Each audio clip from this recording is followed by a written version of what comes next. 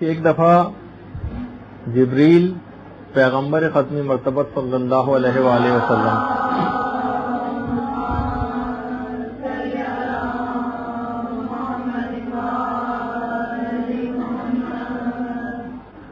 پیغمبر اسلام کی خدمت میں آ کر کہتے ہیں کہ یا رسول اللہ، لوگ 6 باتوں کی وجہ سے ایک دوسرے پر بہت فخر کرتے ہیں.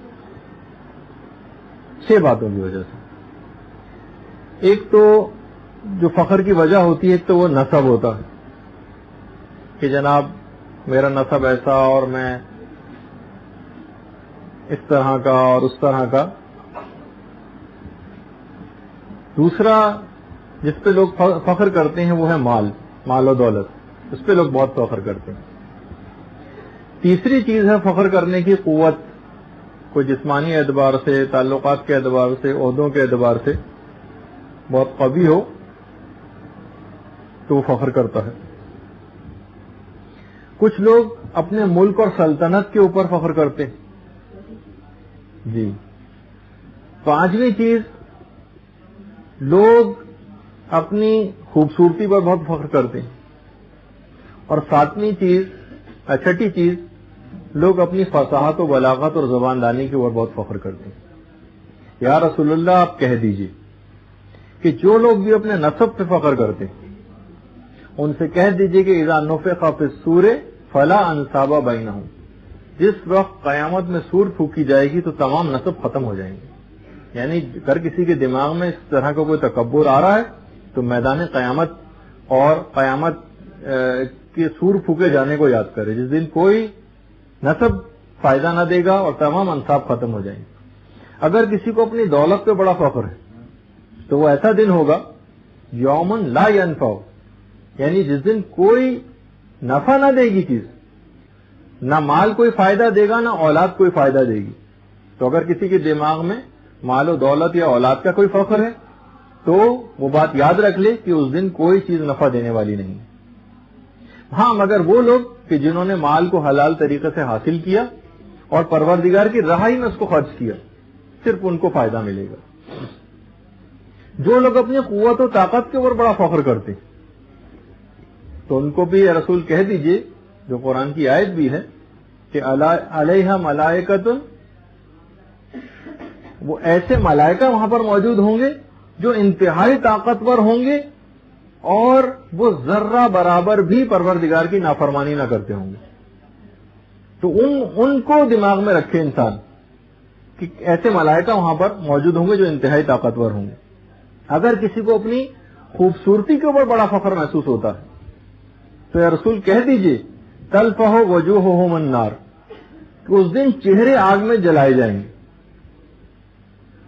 اور اگر اپنے اس خوبصورتی کو اس نے کسی حرام کام میں استعمال کیا، میک اپ کر کے نامحرم کے سامنے گئے، ایسا لباس پہنا کہ نامحرم کی توجہ کو اس نے جذب کیا، ایسے چہرے اور ایسے جسم یہ قیامت کے دن آگ میں جلائے جائیں گے.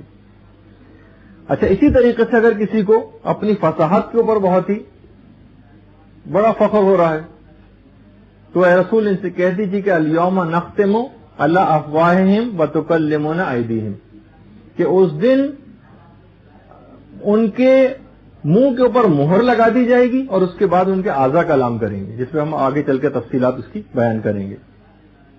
اگر کسی کو اپنے ملک اور سلطنت پہ بڑا فخر محسوس ہوتا ہے تو اس دن اے یا رسول اللہ ان کو بتا دیجئے کہ اس دن اعلان ہوگا لمن الملک اليوم للہ الواحد القہار، آج کس کی حکمرانی؟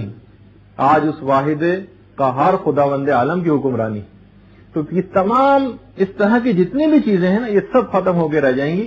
تو انسان اپنی ایک ایک اخلاقی برائی کو قیامت کے دن کو یاد کر کے اور اس کی تفصیلات کو یاد کر کے ختم کر سکتا ہے. اچھا، اسی طریقے سے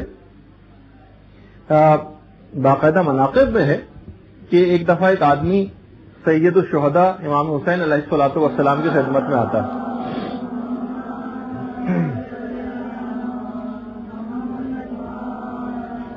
دیکھتا ہے کہ مولا بے انتہا رو رہے ہیں، بہت رو رہے ہیں، گریہ فرما رہے ہیں. تو آ کے کہتا ہے کہ مولا آپ کا دل بے انتہا نرم ہے، آپ اتنا زیادہ گریہ کر رہے ہیں. امام نے فرمایا کیا تم کو پتہ نہیں کہ قیامت فقط اہل خوفی کے لیے، یعنی جو اس دنیا میں قیامت کا خوف کرے گا اسی کے لیے تو قیامت فائدے مند ہوگی.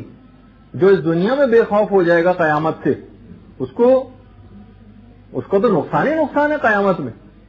تو جو دنیا میں بہت زیادہ روئے اور خوف کرے اور گریہ کرے اسی کے لیے اصل میں قیامت ہے. اچھا، اب ایسے افراد کے لیے جو دنیا میں بہت زیادہ قیامت سے ڈرتے ہیں، خوف کرتے ہیں اور گریہ کرتے ہیں، فرشتے مومن کو موت کے وقت خوشخبری دیتے ہوئے کہتے ہیں کہ اے شخص، اب تیری تمام پریشانیاں ختم ہو رہی ہیں اور اب تجھ کو وصال پروردگار نصیب ہو رہا ہے. برحمتك يا أرحم الراحمين وصلى الله على محمد وآله الطاهرين.